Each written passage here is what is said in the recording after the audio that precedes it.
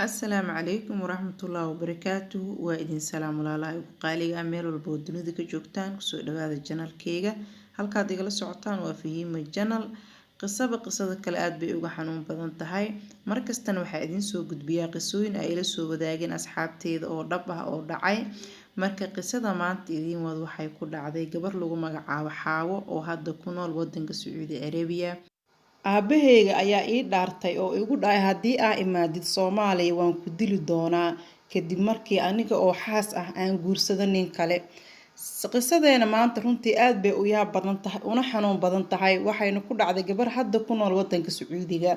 waxayna ku bilaabanaysaa sida tan gabadhan waxa ay tiri aniga oo yar oo 14 sano jir ah ayay hooyaday iyo aabaheyga igu qasbeenin ninka wuxuu ka imaaday qurbaha xaas kalena waa wuxuu ku lahaa qurbaha ninkii ay hooyaday igu qasabtay aniga oo rabin oo diidayo ayaa la igu mehriyo oo la igu gurigeeyay ninkii dhowr mar ayaan ka soo cararay waayo waan isfahmi weyna ayay tiri anigana aad ayaan u yaraa aqligeygana ma buuxin dhowr mar ayaan ninkii ka cararay laakiin waalidkeyga ayaa markasta igu soo celinayay guriga ninka kadib waxay tiri waxaan qaada uur aniga oo muddo yar ninkii la jooga kadib waxay dhahday waxaan ku fikiray in aan tahriibo oo ninka aan ka cararo waxaan u cararay ayay tiri oo aan gabdho tahriibayo u soo raacay wadanka Sacuudiga markii ay imaanay uur ayaan lahaa hooyadeyda iyo sidoo kale aabahay iyo ninkii kulli waan ka soo dhuuntay ayay tiri oo keligii ayaa meeshaas ku ahaa muddo markii aan joogay Sacuudiga waan dhalay silac iyo rafaad badan ayaan ku noolaa ayay tiri waayo ma shaqaysan karin qof uur la ayaan ahaa gabdho ayaan ku dagay yacni markii aan meeshaas aan tagay aan ku dagay ayaan la noolaa gabdhihii waxa ay dhahday runtii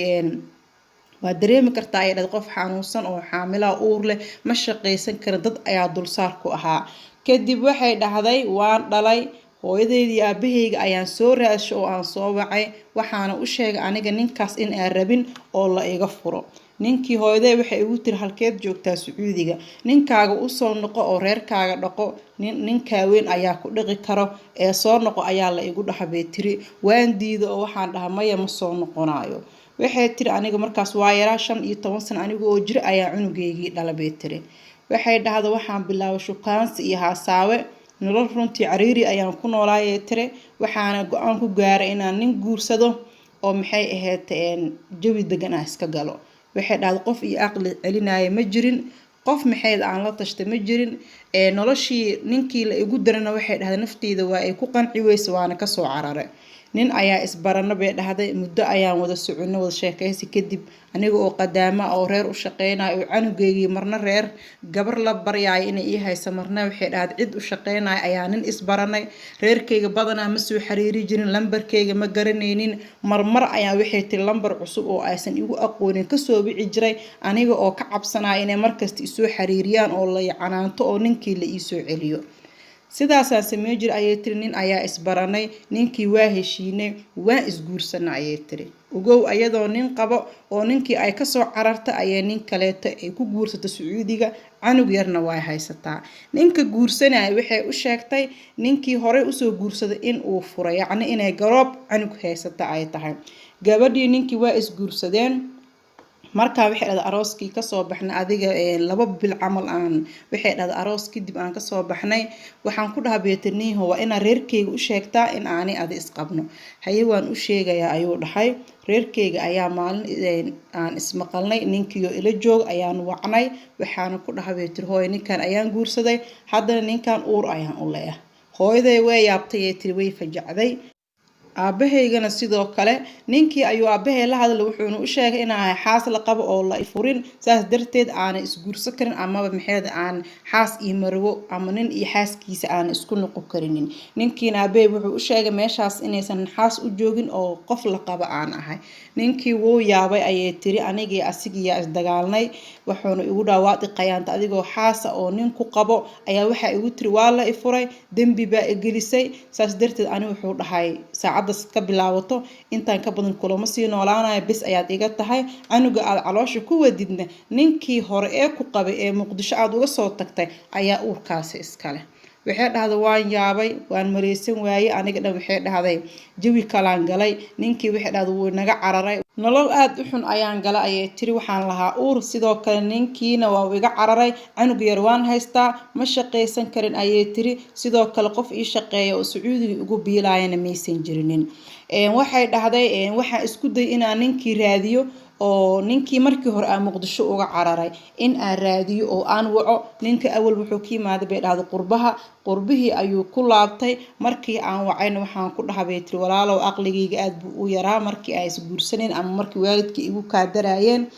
hadda waxaan rabaa in aan maxay Muqdisho u soo noqdo adigana maxay aad inoo imaadid oo sidaasi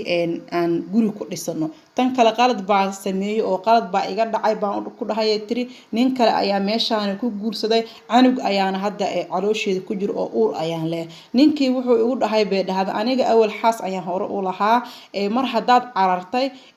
taas micnaheedu waxay noqonaysaa inaadan i rabin anigana wuxuu dhahay kuma rabo canugaas aad ii dhashay marka hore aad ii dhashay unba aniga dhala buu dhahay reerkaaga ayaana wacay waxaan u sheegayaa inaan ku furay reerkayga ayuu ninkii la xiriiray tiri waa uu i furay canugii dambana waa uu diiday wuxuu yiri aniga canugaasi malihi canugii ugu horeeyay ee dhashay gabadhaas baa leeyahay intaas markay tahay aabahayga ayaa wixii tilmiciin soo biday iyo waalidkayga waan soo wacay waxaan u sheegay in aqli yaro ay qaaday sidoo kale hadda aan rab inaan soo noqdo oo nolosheeda ay aad u xun tahay aabahay wuxuu igu dhahay tiri hadaa imaadid Soomaaliya wuxuu dhahay lugaha ayaan ka jijibinayaa oo kow ayaan ka siinayaa waad i ceebeysay saaxiibadeeda iyo dhalinyaradii iyo tolkii iyo qaraabadii lama fadhiisan karo ma la sheekeysan karo intaas oo ceeb ahna adiga ii soo jiiday ayuu dhahay intaan ka badan ceebtaad uma dul qaadanayo hadii aa imaadid Muqdisho nafta ayaan ku dhaafsiinaya oo kow ayaan ka siinaya ayuu aabahay igu dhahay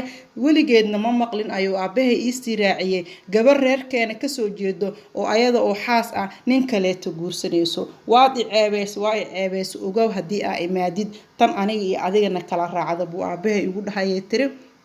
hooyadeedna way ku raacsaneed fikirkaas waayo waxa aan sameeyay ayaa runtii wax aad u xun aheeday bay dhahday hadda waxay dhahday Sacuudiga joogaa laba caruur ah haystaa canugii caloosheeda ku jiro waan dhalay waxay dhahday hadda waxaan bilaabo shaqo inkastoo caruurtiina in aan meesha ku aad ay u adag tahay maanta hadii la tarxiilo oo Soomaaliya la igeeyo aabaheygii aniga wax xiriir ah hadda nagama dhaxeeyaan waxaan aad uga baqayaa ayay tiri in la idilo oo aabahay dhibaato aad u xoog badan uu ii geysto tan labaadna Sacuudiga kuma noolaan karo oo ma ahan ayay tiri wadan aan sharci ku leeyahay maalin maalmaha kamid in la tarxiilo oo Soomaaliya la igu celiyo ayaa laga yaabaa waxay dhahday wax aan sameeyo ma aqaano wax kasta sheedaan ayaa ii qurxiyo sidoo kale aqligayga oo aad u yaraa ayaa waxay ay tiri igu qaaday in aan reerkii markaas waalidkay ii dhiseen ka cararo oo reer kaleeta aan yeeshto marka dhibaatadaas ayaa walaalahayga haysata ayay tiri Sacuudiga ayaa ku noolay hadda laba caruur ayaan haystaa wadankeygina ma ku noqon karo intana in layga tarxiilo ayaa laga yaabaa ayay tiri aad ayaan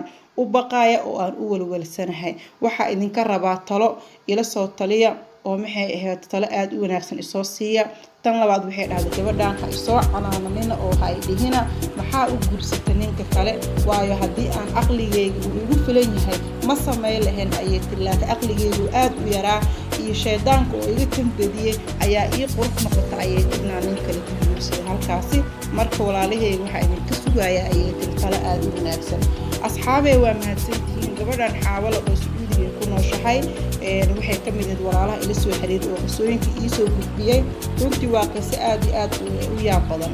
insha Allah la soo taliya sidii adinka idinla tahay ula soo taliya waa idin mahadcelinayaa muuqaalka marka aad daawataan laagta dhac ku sii sidoo kale sii share gareeya asxaabtiina ehelkiina la sii wadaaga sidoo kale ha iloobina ina markasto channelka aad subscribe saartaan gambaleelkana aad furtaan si mar walba aad u heshaan qisooyinka aan soo gudbiyo sidaas iyo waxa idin leeyahay muuqaalka xigo intaan ku kulmeyno nabadgelyo